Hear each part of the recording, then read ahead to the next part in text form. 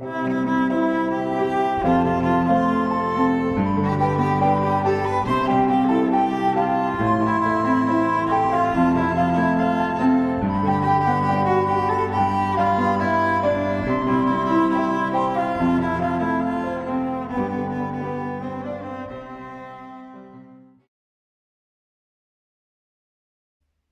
la tradition de l'Église, un jour, alors que Marie, la Mère de Dieu, priait chez elle, l'ange Gabriel lui rendit visite.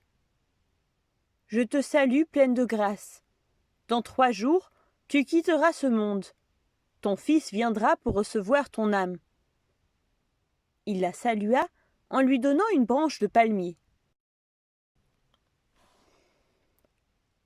La branche à la main, Marie courut prier sur le mont des Oliviers, là où elle avait l'habitude de prier. Elle s'agenouilla et dit à son fils : « Mon Seigneur, je ne suis pas digne que tu viennes prendre mon âme, mais tu viens parce que tu es miséricordieux. » Puis, elle prit le chemin du retour.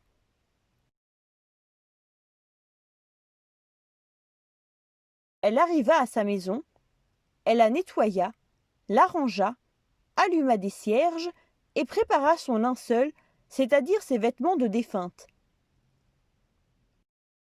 De plus, elle offrit ses 2 seules robes à 2 femmes qu'elle aidait.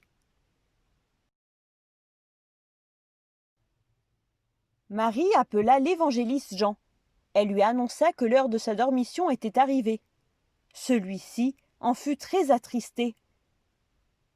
En 3 jours, la nouvelle se répandit dans toute la ville. Chez elle se retrouvèrent des veuves, des orphelins, des pauvres, des malheureux et tous ceux qui recevaient son aide. Ils pleuraient et étaient tristes de perdre leur mère affectueuse. Ces jours-là, les disciples étaient dispersés sur toute la terre. Soudain, ils furent emportés par les nuées et amenés à Jérusalem à la maison de Marie. Ils entrèrent à la maison et se prosternèrent devant elle. Marie s'allongea sur son lit de mort. Pierre se tint près d'elle, Jean à ses pieds et les autres apôtres autour.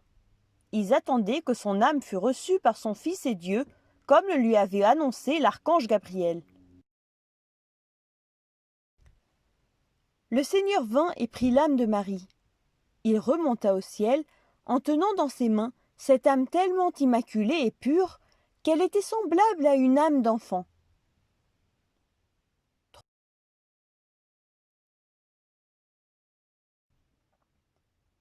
Trois jours après la dormition de la Mère de Dieu, l'apôtre Thomas, qui était arrivé avec retard, voulut vénérer son très saint corps.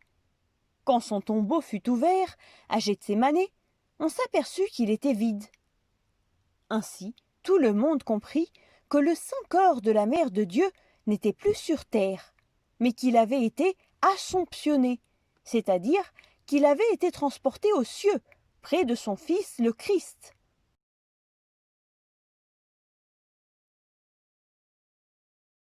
De là, notre très sainte Mère intercède et prie toujours pour nous. Elle s'intéresse à tout le monde et en prend soin.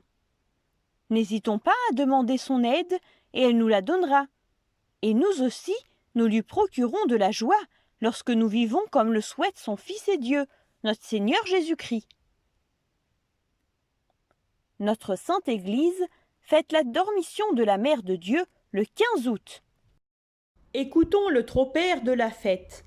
Dans ta maternité, tu as gardé la virginité. Lors de ta dormition, tu n'as pas abandonné le monde ô Mère de Dieu. Tu as été transférée à la vie, toi la Mère de la vie.